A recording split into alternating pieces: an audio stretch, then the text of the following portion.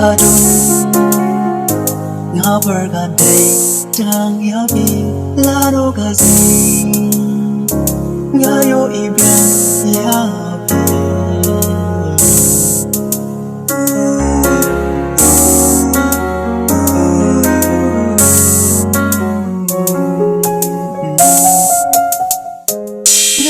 lano khasi ngan gandu biang yapi ako ba wan pasana ba na punne what you left na siu tu na la ba gla tu ma mo ya jing tu na jawa sing long ri wa da tan jing do na me na tan chicken tin ya being and grand toast now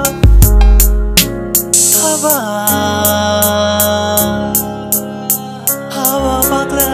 hi mangaya nakam sim loi ban pen ling